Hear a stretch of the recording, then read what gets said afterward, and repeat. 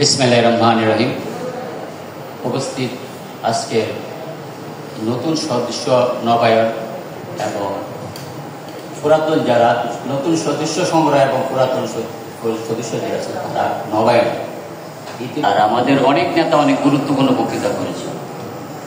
আমি আজকের এই সভার সম্মানিত সভাপতি ভাই, সভাপতি অসম উপজেলা বিএনপি দায়িত্বে, অসম উপজেলা বিএনপি সাধারণ সম্পাদক জাকির মকবুল ভাই এবং উপস্থিত আছেন আজকের এই সভার প্রধান আকর্ষণ, যার কথা বললে অনেক করে বলা যাবে, অনেকে অনেক কথা সম্বন্ধে বলেছেন।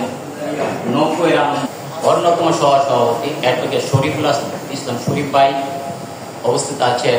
আমাদের পার্টির সন্তান সাবেক বিপি গুরুজল কলেজের বাহার ভাই, আরেকজন আছেন আমাদেরই সন্তান, আমাদেরই গর্ব অ্যাডভোকেট মীর ইকবাল হোসেন বিপ্লব ভাই এবং অন্যান্য আমন্ত্রিত অতিথিবৃন্দ এবং আমার সামনে উপস্থিত বিভিন্ন ইউনিয়ন থেকে আগত নেতৃবৃন্দ, কর্মী ভাইয়েরা এবং অঙ্গ সংগঠনের বিভিন্ন অঙ্গ সংগঠনের নেতৃবৃন্দ, আসসালামু আলাইকুম।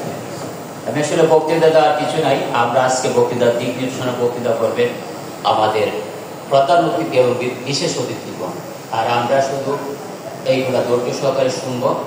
তারপর আমি একটু না বললেই নয়, আমি আজকে বিশেষ অতিথি এবং প্রধান অতিথিদের মাধ্যমে এবং আমার উপজেলা নেতৃবৃন্দের মাধ্যমে এবং বিভিন্ন ইউনিয়নের নেতৃবৃন্দ যারা আছেন, আমার একটা অনুরোধ থাকবো যে নতুন সদস্য আমরা যারা নতুন করে বানাইব, আমি একটা জিনিস লক্ষ্য করার জন্য করবো, যারা বিগত আওয়ামী সরকারের সময় বিভিন্ন পদ পদবিতে ছিল, বিভিন্ন পদ পদবি থেকে এখন বর্তমানে আবার বিভিন্নভাবে যারা দেখা যায় বিভিন্নভাবে আমাদের কারো না কারোর সাথে সংস্পর্শে এসে এখন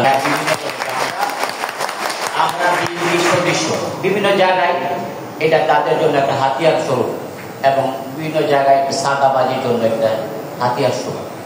তো আমি বিশেষ করে আমার জেলা নেতৃবৃন্দ অত্যন্ত দুর্যোগময় আবহাওয়ার মধ্যে কষ্ট করে আসছেন, সেই জন্য আমি অষ্টম উপজেলা বিএনপির পক্ষ থেকে এই সংগ্রামী শুভেচ্ছা এবং অভিনন্দন জানাই। এবং যারা আমার সামনে উপস্থিত আছেন, কষ্ট করে দীর্ঘ সময় ধরে অনেক নেতার অনেক গুরুত্বপূর্ণ বক্তব্য শুনছেন এবং শুনবেন, সকলকে আবারও আমার পক্ষ থেকে বাংলাদেশ জাতীয়তাবাদী দল অষ্টম উপজেলা শাখার পক্ষ থেকে আন্তরিক শুভেচ্ছা অভিনন্দন জানিয়ে এখানে আমার সংক্ষিপ্ত বক্তব্য শেষ করছি। জয় হোক মেহনতি মানুষের, জয় হোক বাংলাদেশ জাতীয় দল বিএনপি, শহীদ জিয়া অমর হোক, বেগম খালেদা জিয়া জিন্দাবাদ, তারেক রহমান জিন্দাবাদ। এ পর্যায়ে সংক্ষিপ্ত বক্তব্য দেবেন